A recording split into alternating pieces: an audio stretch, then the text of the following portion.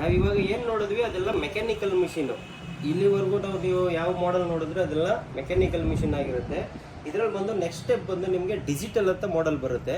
ಆ ಡಿಜಿಟಲಲ್ಲಿ ಬಂದು ನಿಮಗೆ ಸ್ಟಾರ್ಟಿಂಗ್ ಬೆಸ್ಟ್ ಮಿಷಿನ್ಸ್ ಬಂದು ಸ್ಯೂ ಮ್ಯಾಜಿಕ್ ಅಂತ ಬರುತ್ತೆ.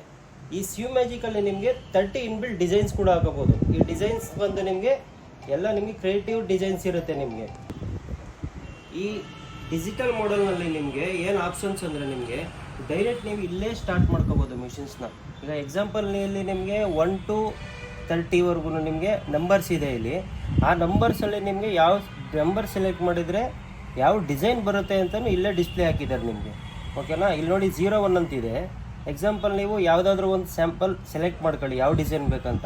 ಈಗ ಒಂದು 01 ಅಂತ ತಗೊಂಡ್ರೆ ನಿಮಗೆ ನಾರ್ಮಲ್ ಸ್ಟಿಚ್ಚೇ ಬರೋದು. ಈ ಥರ ಇದು ಪ್ರೆಸ್ ಮಾಡಿ, ಜಸ್ಟ್ ಪ್ರೆಸ್ ಮಾಡಿ ನಾರ್ಮಲ್ ಸ್ಟಿಚ್ ಬರುತ್ತೆ ನೋಡಿ. ಇದು ಸ್ಪೀಡ್ ಕಂಟ್ರೋಲ್ ಮಾಡೋದಕ್ಕೆ.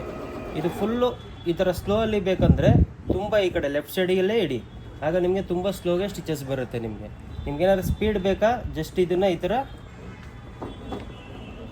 ಜಸ್ಟ್ ಪುಷ್ ಮಾಡಿ ಆ ಕಡೆ ರೈಟ್ ಸೈಡಿಗೆ, ಸ್ಪೀಡ್ ಆಟೋಮೆಟಿಕ್ಲಿ ನಿಮಗೆ ಸ್ಪೀಡ್ ಜಾಸ್ತಿ ಆಗುತ್ತೆ. ಈಗ ನಿಮಗೆ ರಿವರ್ಸ್ ಬೇಕಂದ್ರೆ ಈ ಬಟನ್ ಪ್ರೆಸ್ ಮಾಡಿ ಇಟ್ಕೊಳ್ಳಿ, ರಿವರ್ಸ್.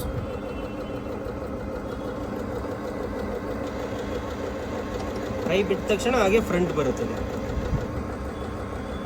ನೆಕ್ಸ್ಟ್ ಇದನ್ನು ಸ್ಟಾರ್ಟ್ ಮಾಡಿದರೆ ಸಾಕು.